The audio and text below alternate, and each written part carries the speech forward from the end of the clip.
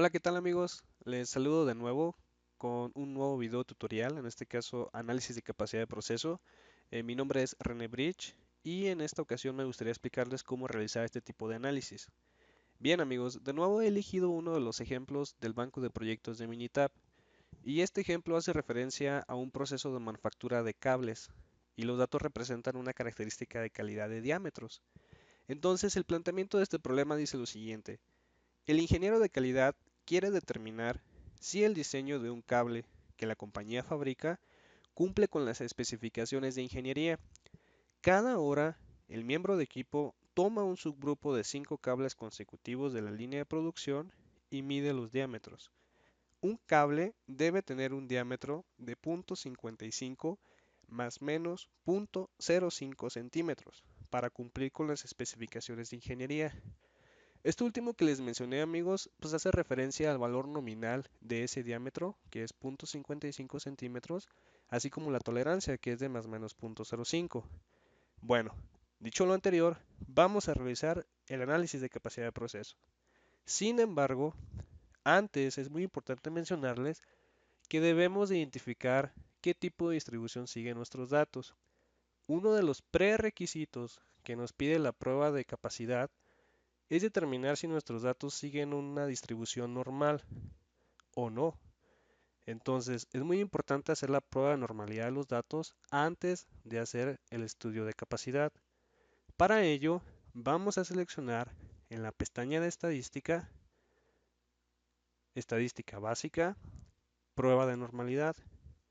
Indicamos la columna que tiene almacenados los datos de diámetro, que están en la columna 1.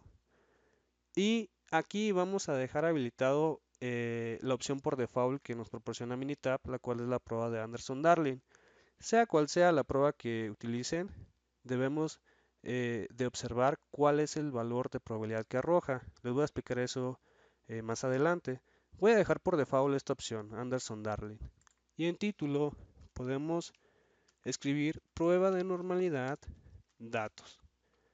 Damos clic en OK y automáticamente genera el gráfico de prueba de normalidad.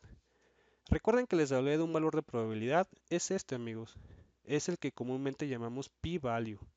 Este es un valor de probabilidad y es lo primero que debemos voltear a observar cuando realicemos este tipo de análisis. Para este caso arrojó un p-value de 0.794. Este valor es el que utilizamos para determinar en base a una prueba de hipótesis si nuestros datos siguen o no una distribución normal.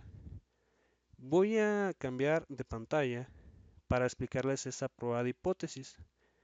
Aquí, por ejemplo, pueden observar que cuando hacemos prueba de normalidad de los datos, partimos de dos hipótesis. La primera de ellas se conoce como hipótesis nula. Los datos se asemejan a una distribución normal. La hipótesis alternativa es que los datos no se asemejan a una distribución normal. ¿Y cómo sabemos en cuál caemos? Si en la nula o en la hipótesis alternativa. Ah, hay una regla de decisión para ello. Si el valor de probabilidad que arroje el cálculo o el análisis es mayor al alfa, el alfa se le conoce como nivel de significancia. Generalmente se le otorga un valor del 5% o 0.05. Entonces, la regla de decisión dice, si el valor de probabilidad es mayor al alfa, no rechazamos la hipótesis nula, lo cual concluimos que los datos son normales. Pero si ese valor de probabilidad es menor al alfa, cuyo valor es de 0.05, rechazamos la hipótesis nula, lo cual quiere decir que los datos no son normales. Entonces, ¿qué valor de probabilidad arrojó la prueba? 0.794. 0.794 es el valor de probabilidad y es mayor al 0.05 de alfa, por lo cual no rechazamos la hipótesis nula y concluimos que nuestros datos se asemejan a una distribución normal. Perfecto. Bien, dicho lo anterior, procedemos a hacer el estudio de capacidad. Vamos a dar clic en la opción de estadística, herramientas de calidad, análisis de capacidad. ¿Ven por qué era importante identificar el tipo de distribución de los datos? porque lo primero que nos va a preguntar es, ¿son normales tus datos o no normales? En nuestro caso, la prueba ya confirmamos que son datos normales. Sin embargo, si la prueba hubiese arrojado un resultado negativo y los datos hubiesen sido no normales, hay que seleccionar esta opción para hacer análisis de capacidad y debemos identificar, si no son normales, cuál es el tipo de distribución que siguen. Pero no es el caso. Podemos seleccionar esta opción y a continuación únicamente vamos a indicarle en qué columnas están almacenados nuestros datos. En este caso está en la columna número 1 y nos pregunta si tenemos un tamaño de subgrupo. ¿Recuerdan el planteamiento del problema? Dice que el miembro de equipo mide el diámetro de 5 piezas consecutivas cada hora. Entonces el subgrupo o el tamaño de subgrupo es de 5 y lo vamos a dejar ahí estipulado. Luego, aquí vamos a indicar la especificación de ingeniería, tanto la inferior y la superior. Recuerden que la nominal es de 0.55 y la tolerancia es de más o menos 0.05, por lo cual la especificación inferior es de 0.50 y la especificación superior es de 0.60. Y en esta pestaña de opciones pueden ustedes dejar también estipulado cuál es el target o el valor nominal. En este caso es 0.55. Y en esta parte de título podemos escribir prueba, perdón, análisis de capacidad de proceso diámetro de cable. Y damos clic en OK. Procedemos de nueva cuenta a dar clic en OK y ya hemos generado el reporte de análisis de capacidad. ¿Cómo se interpreta esta gráfica, amigos? Primero, al centro tienen ustedes un histograma de sus datos y pueden ir visualizando cuál es el desempeño de los mismos. De igual manera, el software, como ustedes indicaron, tanto especificación inferior y superior y el target, les va a dejar aquí representados esos valores. ¿Sí? Después, al lado izquierdo, pueden ustedes ver información precisamente de este gráfico. Dice, la especificación inferior es de 0.5. El target o el valor nominal es de 0.55. Este es la especificación superior, es de 0.6. Y les da también ahí información descriptiva. El tamaño de muestra en total son 100 datos y la media de esos 100 datos, es decir, la media de la muestra, es de 0.5464 y estas son las desviaciones estándar calculadas. ¿Por qué vienen dos?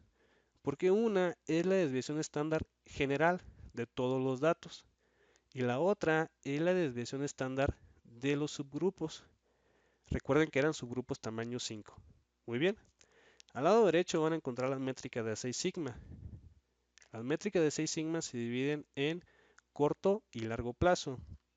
Corto plazo es, por ejemplo, CP, CPK. Y largo plazo es PP y PPK.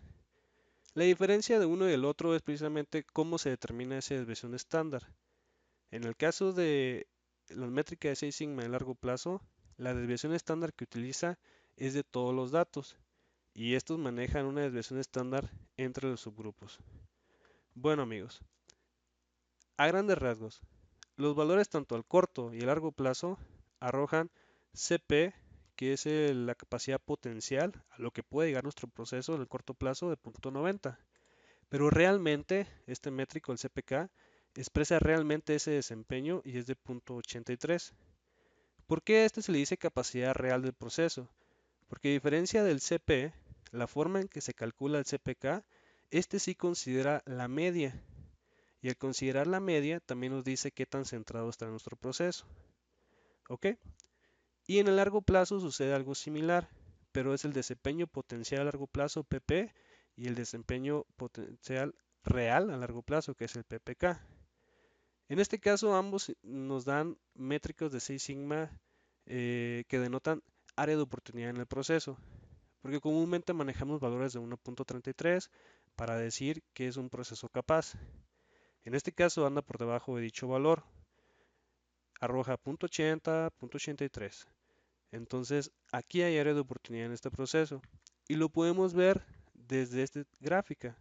Vean, esta representa puntos fuera de especificación, incluso en la muestra que utilizamos para hacer análisis. Es por eso que nos denota aquí ppms observados y esperados. ppm son partes por millón de oportunidades. Entonces, en este caso, tenemos partes por millón de oportunidades, tanto por el límite inferior de especificación como por el límite superior de especificación. Y en lo que debemos de trabajar es en reducir esta variación para tratar de hacer más esbelta esta campana. Entonces, eso es lo que debemos de enfocarnos. Para incrementar estos métricos de 6 sigma, qué tan hábiles somos, hay que disminuir esa variación que actualmente tiene el proceso. Si se fijan, la media dio de .5464 cuando el target es de .55. Es decir, que la media no está tan alejada de lo que es el target, el valor nominal que esperamos para esta característica. Pero lo que nos está afectando es esa dispersión o variación que tienen los datos para esta determinada característica de calidad. Y es en lo que debemos trabajar, disminuir la variación y pues para ello es desarrollar planes de acción. Se puede hacer a través de un proyecto de Greenbelt y se puede ir documentando a través del proyecto las mejoras que se pueden hacer precisamente para reducir esta variación. Pues bien amigos, esto es prácticamente análisis de capacidad de proceso. Espero el video haya sido de su agrado. Por su atención, muchas gracias.